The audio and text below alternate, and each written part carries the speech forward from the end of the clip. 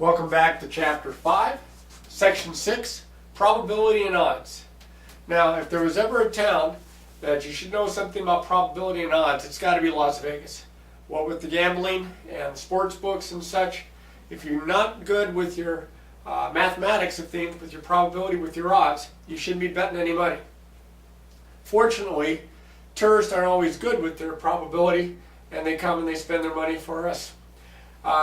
Let's start off with the definition. Probability of an event. Now, what I mean by an event is a particular something occurring, such as if you were flipping a coin, an event might be that the coin lands on heads or that the coin lands on tails.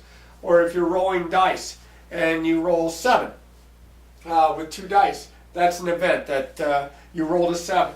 So the probability of an event is a ratio that compares the number of favorable outcomes to the number of total possible outcomes. So it's the favorable outcomes compared to the possible outcomes itself, the total number of outcomes. And it's a ratio. And you can see symbolically how I've got it written, like a fraction.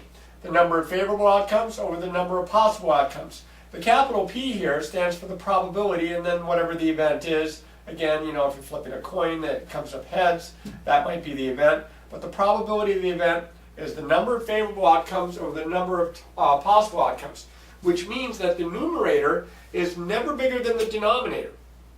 And the smallest the numerator could be would be, of course, be 0. So maybe there are no favorable outcomes. So if I have 0 over a number, that's 0. And if I have the same exact number over itself, that's 1. And you can see I've got a little drawing here for probability ranging from 0 to 1. Now, if you hit 0, that means, of course, that the probability that this is an impossible event. Okay? And if you roll a 1, if you get a 1 for your probability, I'm already thinking dice. If you get a 1 for a probability, this is a sure thing. And of course, if the probability, let's go back to flipping the coin, and we get heads or we get tails, if the probability is 1/2, that means it's equally likely.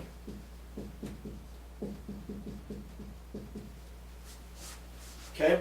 So the closer we are to 1, the more likely the event is to occur. The closer we are to 0 probability-wise, the less likely it is that the event will occur.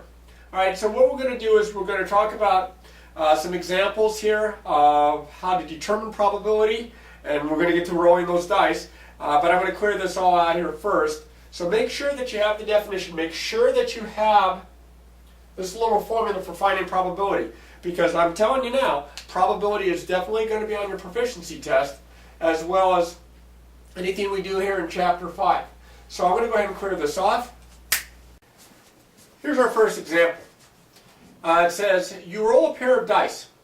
What is the probability of rolling doubles? Doubles, of course, means that both dice come up on the same number. Like you get a pair of 4s or a pair of 5s. Those are really important when you're playing Monopoly because then you get another turn. So what I've done here in this little chart of numbers is I've listed all the different possibilities when you roll 2 dice. You can see it might be a 1 and a 1, or a 1 and a 2, or a 1 and a 3, and it works all the way down to a 6 and a 6. If you count these up, there are 36 different possible rolls you can get when rolling a pair of dice. So the total number possible here, which is going to be my denominator, is going to be 36. Now the question says, what's the probability of rolling doubles? So over here, I'm going to write the probability of rolling doubles. Well, I know it's over 36. I just have to find how many favorable outcomes there are. 1, 2, 3, 4, 5, 6. Those are the 6 possible rows, right down that diagonal there, in which you get doubles. So I have 6 over 36 that are known as 1/6. That's my probability, which is not that far away from 0, so it's not very likely that when you roll a pair of dice that you're going to get doubles. Okay? Let's say I try something a little bit more specific. Let's say I want to know what's the probability of getting a 5. Not a 5 on a single die, I mean a total of 5 from the 2 dice. Well, I have to look to see what would add up to 5. This one adds up to 5. 1 and 4 is 5. This one adds up to 5. That's 2. This one adds up to 5. That's 3. This one adds up to 5. That's 4. There are 4 possible rolls that give me 5. So that's going to be 4 over the total, 36, or better yet, 1/9. Let's try one more. What if I said, what's the probability of rolling a number greater than 8? Now, greater than 8 means either 9 or 10 or 11 or 12. So I have to look for those rolls that give me 9, 10, 11, or 12. There's 12. That's 1, 2, 3, 4. So I have 4 so far in the bottom row. 5, 6, 7, up to here, 8, 9, 10. I have 10 rolls that will give me a 9 or higher. So it's 10 out of 36. Now, if it helps, if you draw this out, you can underline them, and that way you can keep track of them a little bit better. And of course, this reduces because you can divide top and bottom here by 2. If I divide top and bottom here by 2, I get 5 over 18. And that's the probability. I have one more that I want to do. What's the probability that I get a 1? Well, the probability that I get a 1 would mean that I have to roll both dice and I have to add up. It has to add up to 1. Well, this is the smallest it gets, is when it adds up to 2. So this is impossible, which means it's going to be 0 out of 36, or better yet, just 0. Remember, if the probability is 0, it's impossible. If the probability is 1, then it's a sure thing. Now, these are good examples of that. And if you draw this chart out for problems that involve rolling the dice like this, you're probably better off so that you can refer back to it rather than trying to keep track of it in your head. All right, now I have other probability problems that I'd like to do, so I need some space, so I'm going to clear this out. Okay, the type of probability that I was just discussing is more along the lines of what we call theoretical probability. It's what should occur. When we flip a coin, we should get a heads half the time. We might not. We might flip a coin 10 times, and it might come up heads 7 out of the 10 instead of 5 out of the 10. But theoretical probability is what should occur. Experimental probability, on the other hand, is a little different. It's what actually happens if we conduct some kind of an experiment or some kind of a survey or sample. And here's an example of experimental probability below. The inspector at Norge Air Conditioning Company checked a sample of 400 units and found 20 of them were defective. Find the experimental probability of selecting an air conditioner at random that is defective. So in this case, I'm trying to find the probability that if I pick one, it's defective. Well, since we have a sample of 400 units and 20 of them were defective, the number of defective would be my favorable, even though defective isn't typically favorable. It would be 20 out of the total of the 400 that were checked by this inspector. Now, we're not going to leave a fraction like that in that form anyway without simplifying it. I'm going to divide top and bottom by 20. 20 goes in the top once. 20 goes in the bottom 20 times.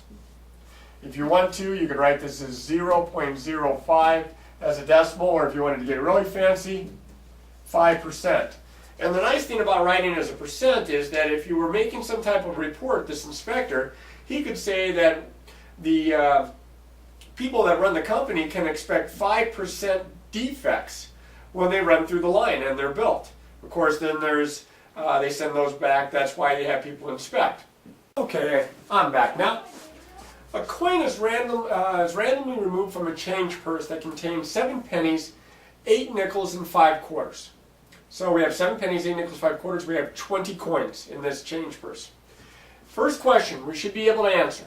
What is the probability that the coin is a nickel? Now, when it says it's randomly removed, we're not feeling for the size. We're not looking in the purse to see which one it is. We're just picking a coin. What's the probability the coin is a nickel? Well, that would be the favorable outcomes. The probability that's nickel would be the favorable outcomes, which is 8, all over the total number, which is 20. So I have 8 over 20, and if I divide top and bottom by 4, I have 2/5. And that's my answer. Now look at the problem below. This is a little bit different. It's related, but it's different. It says, what are the odds that the coin is a nickel? It's not 2/5 because the odds is defined differently. The odds of an event is the ratio that compares the number of favorable outcomes to the number of unfavorable outcomes. Not the total possible, like for probability. It's favorable to unfavorable. Well, we go back to our problem here. There are 8 coins that are favorable because there are 8 nickels. There are 12 coins that are unfavorable because they're not nickels. They're pennies and quarters. So the odds of it being a nickel,